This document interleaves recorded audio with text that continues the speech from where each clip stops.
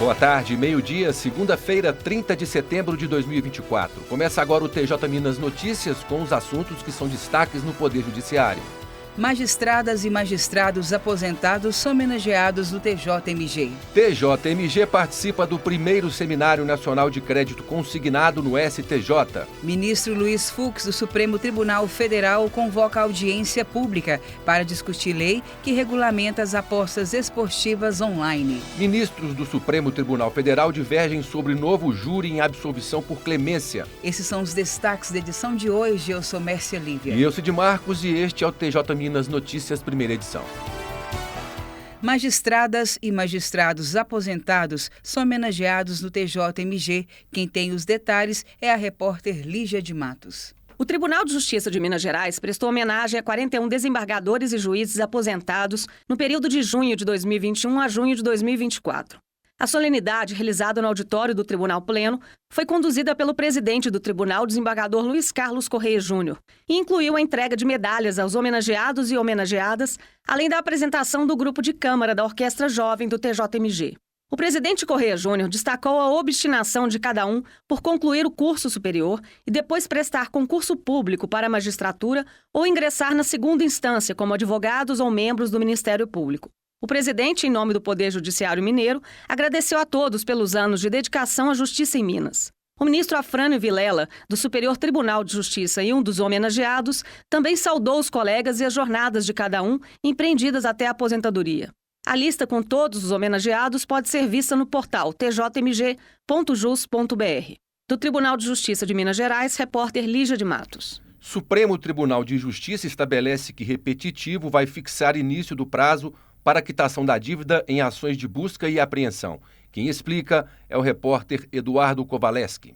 A segunda sessão do Superior Tribunal de Justiça decidiu afetar ao rito dos repetitivos o recurso especial 2.126.264, interposto contra julgamento de mérito de incidente de resolução de demandas repetitivas. O relator é o ministro Antônio Carlos Ferreira. A questão submetida a julgamento é a fixação do termo inicial da fluência do prazo para a quitação integral da dívida nas ações de busca e apreensão de bens alienados fiduciariamente. O colegiado determinou a suspensão do processamento dos recursos especiais e agravos em recurso especial que discorram sobre idêntica questão jurídica e estejam em tramitação na segunda instância e também no STJ. O Código de Processo Civil regula o julgamento por amostragem, mediante a seleção de recursos especiais que tenham controvérsias idênticas. Ao afetar um processo, ou seja, encaminhá-lo para julgamento sob o rito dos repetitivos, os ministros facilitam a solução de demandas que se repetem nos tribunais brasileiros.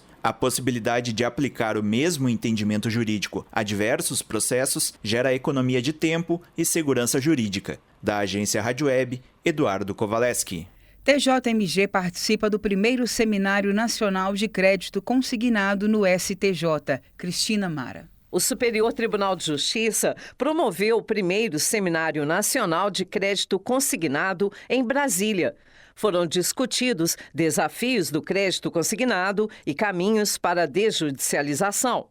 A desembargadora Maria Aparecida de Oliveira Grossi Andrade representou o presidente do Tribunal de Justiça de Minas Gerais, desembargador Luiz Carlos Correia Júnior, no evento. O seminário foi coordenado pelo vice-presidente do STJ, ministro Luiz Felipe Salomão, e pelo professor e advogado e especialista em direito bancário, Diego Monteiro Batista. A desembargadora Maria Aparecida de Oliveira Grossi Andrade ressaltou a importância da participação do TJMG no seminário. A magistrada destacou também assuntos relevantes tratados no seminário, como melhorias na prevenção às fraudes, os desafios jurídicos da grande e crescente judicialização dos contratos de créditos consignados e o empréstimo consignado sem prévio consentimento.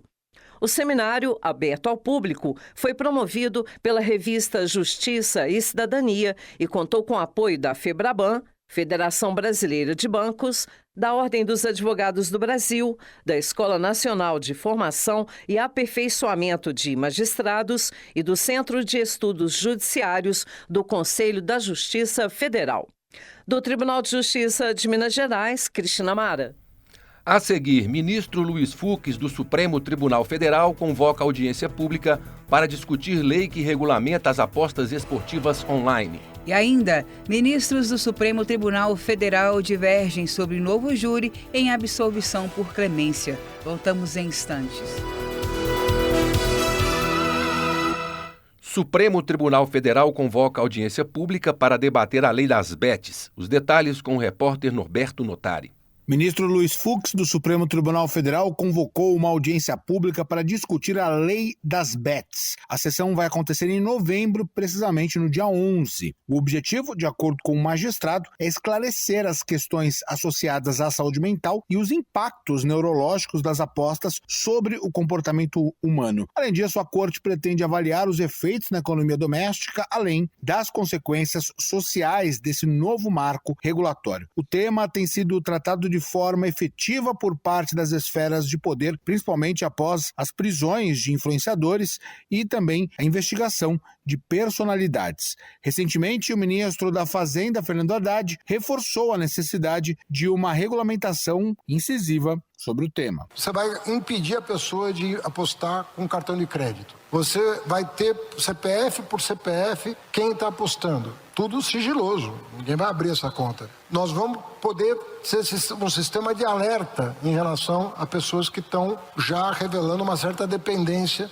psicológica do jogo. Nós estamos disciplinando com o Ministério da Saúde como tratar esse tipo de dependência, porque ela vai acontecer. Já aconteceu. Esses 5 anos que ficou sem regulação, já tem gente que deve estar precisando de apoio profissional. Então, o objetivo nosso é, sim, não dar incentivo fiscal para o jogo. Por isso que tem a tributação. A audiência se dá no âmbito da ação direta de inconstitucionalidade apresentada pela Confederação Nacional do Comércio de Bens, Serviços e Turismo. De acordo com um anúncio no site do STF, a entidade aponta uma série de transtornos causados a partir da edição da lei, como o aumento do endividamento das famílias e os impactos nas esferas econômica, social e também de saúde pública, afetando com isso principalmente as classes sociais mais vulneráveis. E o presidente Luiz Inácio Lula da Silva já pediu aos ministros a proibição do uso do cartão do Bolsa Família para as apostas online, segundo confirmou o ministro de Desenvolvimento Social, Wellington Dias. Agência Rádio Web, produção e reportagem,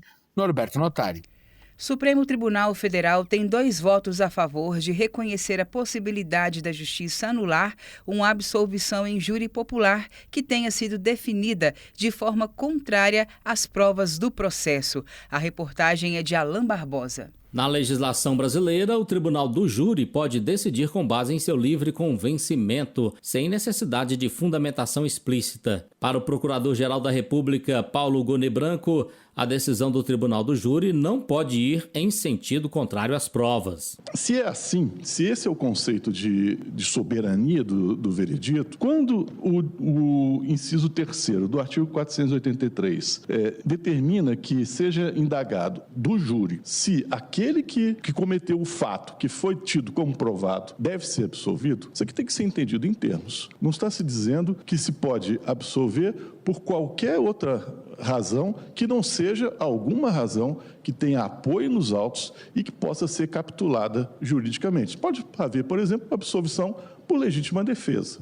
O recurso contra a absolvição por quesito genérico lembrou decisão do próprio STF, que declarou inconstitucional a absolvição de réus que evocam a defesa da honra em casos de feminicídio. Se esse quesito genérico puder abranger qualquer circunstância que não esteja respaldada em fatos que possam ser subsumidos a uma hipótese legal, nós vamos ter casos em que a resposta do 3º quesito vai ser sim, vamos absolver porque ele está defendendo, matou para defender a própria honra. Nós sabemos dos riscos que existem nos julgamentos de réus integrantes de facções criminosas. Essa abertura a uma absolvição totalmente divorciada de fatos constantes dos autos vai abrir novamente uma avenida bastante larga para que esses julgamentos sejam uma farsa, a realização da justiça. O ministro relator Gilmar Mendes defendeu a tese de que decisão do júri não pode ser anulada por conta de absolvição por quesitos genéricos. Antes de se aposentar, o ministro Celso de Mello havia acompanhado o relator. O ministro Edson Fachin abriu divergência, argumentando que um tribunal superior pode anular a absolvição e determinar a instalação de um novo conselho de sentença, e foi acompanhado pelo ministro Alexandre de Moraes. O julgamento será retomado na próxima quarta-feira. Agência Rádio Web, produção e reportagem, Alain Barbosa.